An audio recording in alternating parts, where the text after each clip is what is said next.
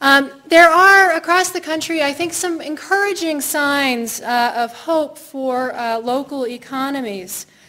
3 months ago, in the town of Cumberland, Maine, about 200 people packed a hearing room, which is a lot in Little Cumberland, Maine, to voice opposition to a Walmart supercenter that was proposed for their town. They were up against a powerful company, obviously, but thanks to a new statewide law, this was not the same sort of David and Goliath battle that these fights often are. Last year, the state of Maine passed a law that requires an economic impact analysis for any large retail store, and a town can't approve it unless they find that the benefits are going to outweigh the costs. And this was really, I think, a kind of a remarkable turn of events at the state level, because the state was sort of implicitly saying, we can't assume that these things are always good for the economy, right? I mean, that's been the reigning assumption. And this law inherently says we better think twice about it. But the other thing that it's done in practice is it means that towns like Cumberland, big box retailers are no longer able to just sort of sail through the approval process. And Walmart, seeing these 200 people in opposition and knowing that they would face this long and uncertain review, very quickly withdrew their application. That is, it's not the only place. In the last 12 months, Walmart has walked away from more than 70 projects nationwide because of citizen opposition. And it's been in all kinds of communities. 3 months ago, they walked away from a project in Salt Lake City. What was interesting about this was that Walmart was seeking to locate in an abandoned Kmart, which you can sort of see up here.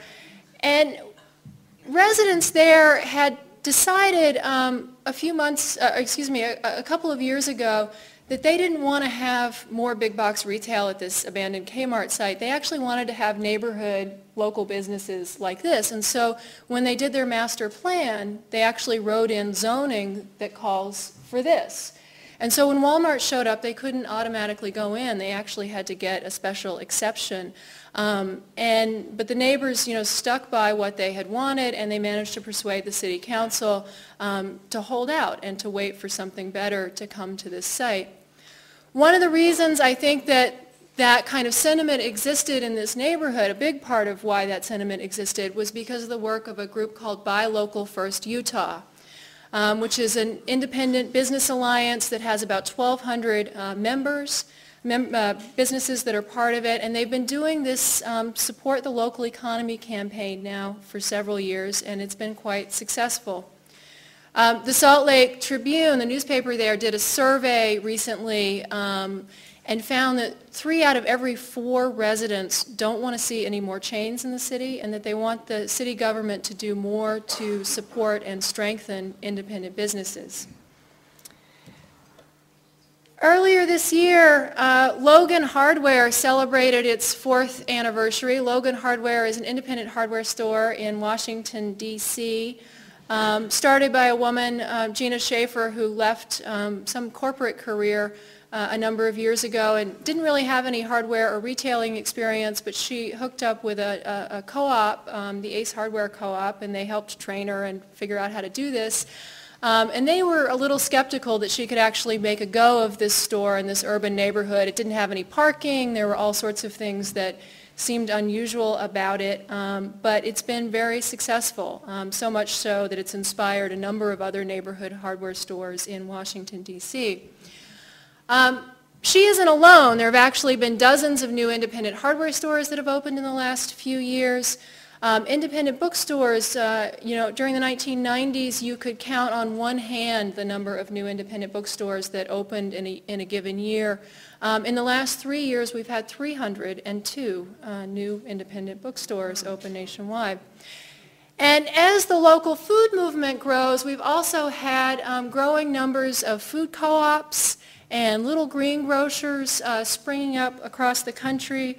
In Pennsylvania, there's a really innovative program that's brought more than 50 independent grocery stores to low-income neighborhoods that were underserved by food.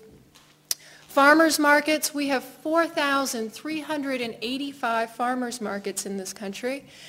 And what's remarkable is that 1 out of every 3 of those markets was started in the last 8 years.